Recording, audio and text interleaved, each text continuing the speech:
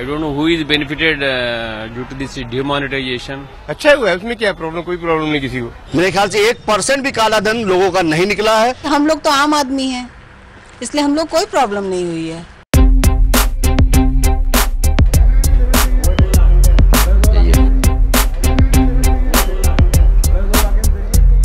500 रुपये, 1000 रुपये के पुराने नोट अब केवल कागज के एक टुकड़े के समान रह जाएंगे।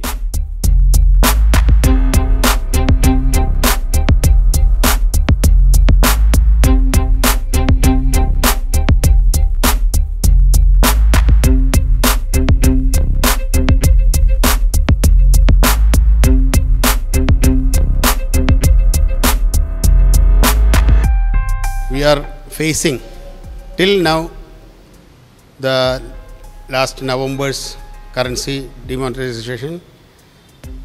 Till now the hotel business not yet survived the incident.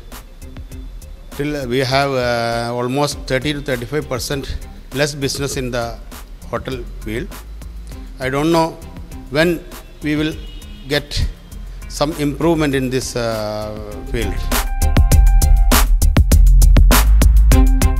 नोटबंदी से थोड़े समय के लिए तो कुछ प्रॉब्लम लोगों के सामने आई थी, और उसके बाद धीरे धीरे जो है सब सामान होता गया, और इस टाइम तो लगभग कोई प्रॉब्लम नहीं है नोटबंदी से।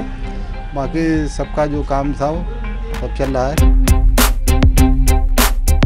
काफी तकलीफ पड़ी व्यापार के अंदर, क्योंकि हमारे व्यापारी हैं क्या, छोटे छोटे व्यापारी जो आते हैं यहाँ पे परचेजिंग करने, वो कैश लेके आते हैं, और उस टाइम कैश की बहुत किल्लत थी, जो नए नोटों की बहुत किल्लत थी। लोग लाइन में लगे थे, अपने पुराने बदलाव कर रहे थे, तो 6 महीना हमारी इंडस्ट्री को तकलीफ आई। ठीक है, वो मोदी जी का ड्रीम था और वो चाहते थे, लेकिन उस ड्रीम को हो सकता है कि बैंक वालों ने फेल कर दिया।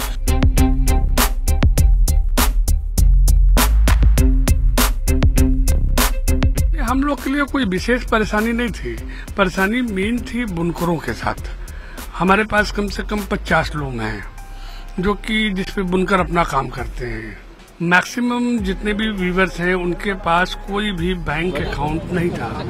अब हमेशा हम लोग पेमेंट करते थे कैश में, फिर हमने एक बैक किया कि आपको अब पेमेंट जो भी होगा वो चेक से होगा।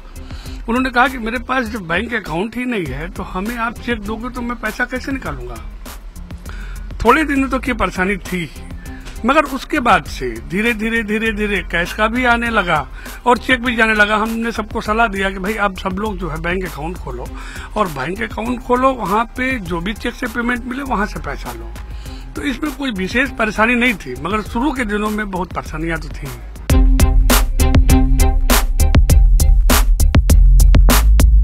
नोटबंदी से पहले बहुत ही अच्छा काम था, अगर पूरे हफ्ते काम करते थे, महीने वो काम करते थे, ठेकेदार लेबर भी बढ़ा रहे थे। और जब से नोटबंदी हुई है तब से तो काम की बहुत ही स्थिति खराब रही है, अभी तक कोई काम में सुधार नहीं है। I think the move is good. If it can eradicate corruption, it will be very nice. The initial difficulties are over now. You have good money in the market now. And if it can eradicate corruption, the nation will progress. We are with the market. May now the currency, there is no dearth or there is no shortage of currency. People are having new notes. It is easily available. So that sort of situation is not there as it started last year.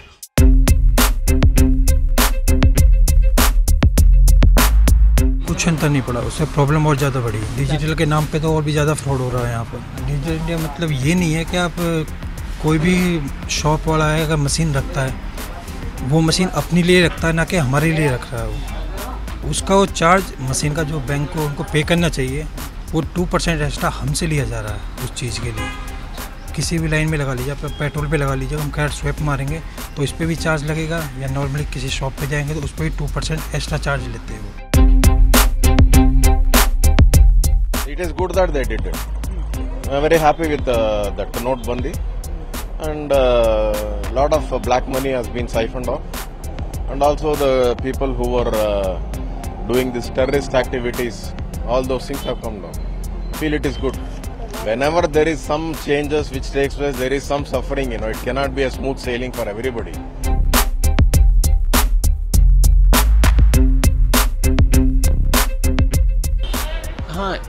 Demonetisation వల్ల ప్రతి పదార్థం cost పెరిగిపోయింది. ఇప్పుడు ఏది కొనుక్కున్నా 40 రూపాయలు 50 రూపాయలు. ఏమనంటే మాకే దిగుబడి మాకే గిట్టుబాటు కావట్లేదని వాళ్ళు అంటున్నారు.